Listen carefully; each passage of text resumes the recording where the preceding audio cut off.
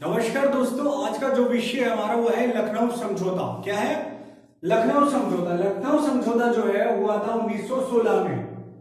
लखनऊ समझौता 1916 में हुआ।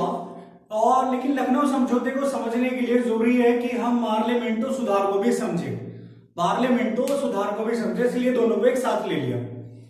आइए शुरुआत करते हैं। दरअसल क्या हुआ, 1861 में इंडियन काउंसिल एक्ट पास हुआ। 1861 में Indian council act, Indian council जैसे नाम से पता चल रहा है, तो इंडियन काउंसिल यानी कि भारतीय परिषद अधिनियम। तो इससे क्या हुआ कि जो गवर्नर जनरल की काउंसिल थी उसमें भारत भी भागीदार, भारतीय लोग भी नामित किए जाने लगे, भागीदार बनने लगे। यानी कि प्रत्यक्ष या अप्रत्यक्ष रूप से अगर आप कहें, भारतीयों की भागीदारी जो है प्रशासन में होने लगी। इंडियन काउंसिल एक्ट के माध्यम से जो गवर्नर जनरल की काउंसिल थी उसको बहाल कर दिया गया। ओके। और दूसरा क्या हुआ, पोर्टफोलियो प्रणाली, विभागीय प्रणाली भी अपनाई गई। ये बहुत इंपॉर्टेंट है, पोर्टफोलियो विभागीय प्रणाली। जैसे पैसे का मामला है तो कौन सा, वित्त विभाग। रक्षा का है तो रक्षा विभाग, ठीक है ना, इस तरह की। शिक्षा का है तो शिक्षा विभाग। यानी कि जो पोर्टफोलियो प्रणाली शुरू हुई, कब से शुरू हुई, 1861 अधिनियम से, भारत परिषद अधिनियम से। ओके। और इससे पहले दरअसल क्या था, इससे पहले क्या हो रहा था, पूरे देश को चलाने के लिए कोई संसद वगैरह कुछ नहीं थी, केवल एक गवर्नर जनरल की काउंसिल थी जिसमें 4 या 5 लोग होते थे और उसका जो हेड था वो था गवर्नर जनरल। ठीक है। और कई बार ब्रिटिश संसद के, ब्रिटिश जो संसद थी उसके वहां पर कानून बनाकर कभी इसके अधिकार को कम या ज्यादा, या जो उसके काउंसिल के सदस्य हैं उसको कम या ज्यादा किया जाता था। ठीक है। तो गवर्नर जनरल की काउंसिल क्या हुई, यानी कि पूरे भारत पर जो शासन कर रही है। अब क्या हुआ, भारतीयों की भी उसमें भागीदारी हो गई। तो कहीं ना कहीं भारतीयों को एक उम्मीद जगी और कांग्रेस ने क्या किया कि 1861 के बाद से निरंतर लोकतांत्रिक संस्थाओं की या प्रजातांत्रिक संस्थाओं की मांग करने लगी। प्रजातांत्रिक संस्थाओं की मांग करने लगी। एक तरह से शुरुआत हो गई भारतीयों की भागीदारी की, प्रशासन में शुरुआत हो गई। और 1905 में क्या आया, 1905 में ब्रिटेन में चुनाव हुए और वहां आ गई उदारवादी पार्टी। कौन सी? उदारवादी पार्टी है जिसको बोलते हैं लिबरल पार्टी।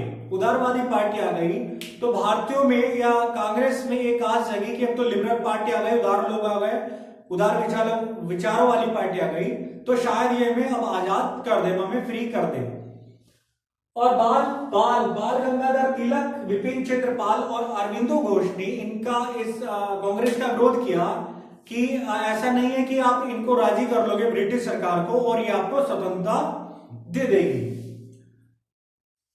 और इसके बाद क्या हुआ, देखिए दरअसल 1905 में बंगाल का विभाजन भी हुआ था। 1905 में बंगाल का विभाजन हुआ था और उस समय क्या हुआ था, बंगाल के विभाजन के विरोध में हिंदू और मुस्लिम यूनाइट थे। हिंदू और मुस्लिम यूनाइट थे। और जब भी बाहर हिंदू और मुस्लिम यूनाइट हुए हैं या भारतीय यूनाइट हुए हैं तो अंग्रेजों का एक ही उद्देश्य, डिवाइड एंड रूल, उनको अलग करना। तो उन्होंने काम किया, 1906 में बना दी मुस्लिम लीग। 1906 में मुस्लिम लीग, 1906 में मुस्लिम लीग बना दी। ओके। और उसका मुस्लिम लीग का कुछ समय के बाद जब से जिन्ना आया तो जिन्ना के नेतृत्व में मांग होने लगी कि मुस्लिम बहुल क्षेत्र में जो है केवल मुस्लिम लोग ही खड़े होंगे, ठीक है, चुनाव के लिए, या मुस्लिम बहुल क्षेत्र से केवल मुस्लिम लोग ही नामित होंगे। उसको बोलते हैं पृथक निर्वाचन प्रणाली। तो जिन्ना के नेतृत्व में ये डिमांड होने लगी और फाइनली क्या हुआ, 1909 में पार्लियामेंटो सुधार या भारत शासन अधिनियम 1909 आया। मार्ले जो थे भारत सचिव, भारत सचिव का मतलब है भारत के मुद्दों को, भारतीय मुद्दों को ब्रिटेन की संसद में रखने वाला एक मंत्री, ब्रिटेन का एक मंत्री, तो भारत सचिव था।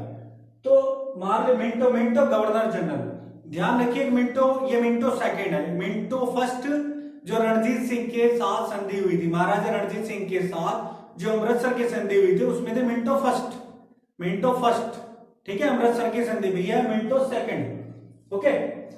तो इन्होंने बोला ठीक है भाई, मुस्लिम बहुल क्षेत्र में जो है केवल मुस्लिम लोग ही नामित होंगे या मुस्लिम लोग ही चुनाव लड़ पाएंगे। अभी चुनाव का कोई सीन नहीं था लेकिन नामित होंगे, ठीक है। तो मुस्लिमों के लिए अलग जो निर्वाचन क्षेत्र जो पद्धति थी ये इन्होंने मान ली, अलग निर्वाचन प्रणाली।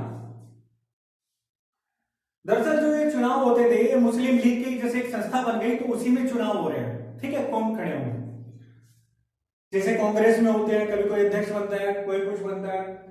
और इसी समय क्या था, तुर्की का जो प्रभुत्व था यूरोपीय देशों पर, तुर्की का प्रभुत्व भी समाप्त हो चुका था रोमानिया वगैरह जैसे देशों पर, और अब स्थिति थोड़ा सा अलग हो चुकी थी। मुस्लिम लीग जो थी अब कहीं ना कहीं ब्रिटिश सरकार से थोड़ी सी खफा थी, तो उसने प्रयास किया मुस्लिम लीग ने कांग्रेस के पास जाने का, कांग्रेस से निकटता बढ़ाने का प्रयास शुरू किया। और उधर क्या हुआ 1914 में बाल गंगाधर तिलक भी जेल से आजाद हो गए। इन्होंने महाराष्ट्र में होम रूल लीग की स्थापना की। होम रूल लीग की स्थापना महाराष्ट्र में किसने की? बाल गंगाधर तिलक ने। किसने? बाल गंगाधर तिलक ने की। और दूसरा पहले की थी मद्रास में की थी 16 में एनी बेसेंट ने। तो लखनऊ समझौता भी 1916 में हो रहा है। मुस्लिम होम रूल लीग भी 1916 में हो रहा है, ध्यान रखिए। और जो ये लखनऊ समझौता था इसको कराने में मुस्लिम लीग की तरफ से जिन्ना का ने नेतृत्व किया, और इधर से बाल गंगाधर तिलक और एनी बेसेंट कहीं ना कहीं नेतृत्व कर रहे थे। इनकी जो अगुवाई में ये समझौता हुआ। और इस समय क्या हुआ, इस समय सभी लोग यूनाइट हो गए, चाहे उदारवादी हो, चाहे गरम दल के नेता हो, चाहे नरम दल के हो, सभी लोग क्या हुए? यूनाइट हो गए। और दोनों कांग्रेस और मुस्लिम लीग का जो अधिवेशन हुआ, दोनों का अधिवेशन हुआ लखनऊ में। कहां पर हुआ?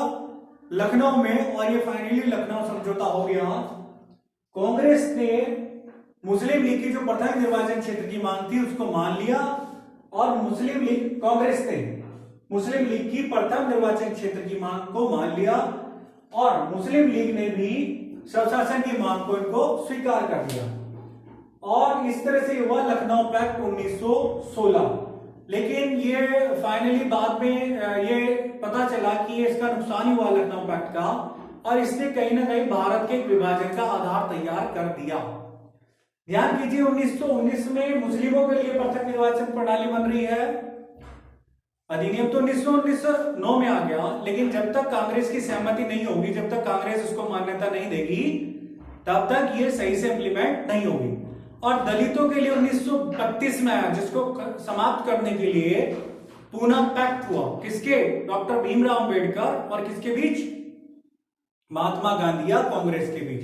तो महत्वपूर्ण फैक्ट्स एक बार बता देते हैं। पोर्टफोलियो प्रणाली सबसे इंपॉर्टेंट, बंगाल विभाजन 1906 में मुस्लिम लीग, पार्लियामेंटो सुधार या पृथक निर्वाचन प्रणाली 1909, और होम रूल लीग 1916, लखनऊ समझौता भी 1916। हाँ, एक बात और मैं आपसे अंत में कहना चाहूंगा कि अगर आपको ज्योग्राफी पढ़नी है तो आलोक सर हैं यूट्यूब पर, और अगर हिंदी पढ़नी है तो स्टडी 91 हिंदी, ये आपके लिए बहुत ही लाभकारी होगी। तो इसके साथ समाप्त करते हैं, नेक्स्ट वीडियो में मिलते हैं नेक्स्ट विषय के साथ। धन्यवाद, जय हिंद, जय भारत।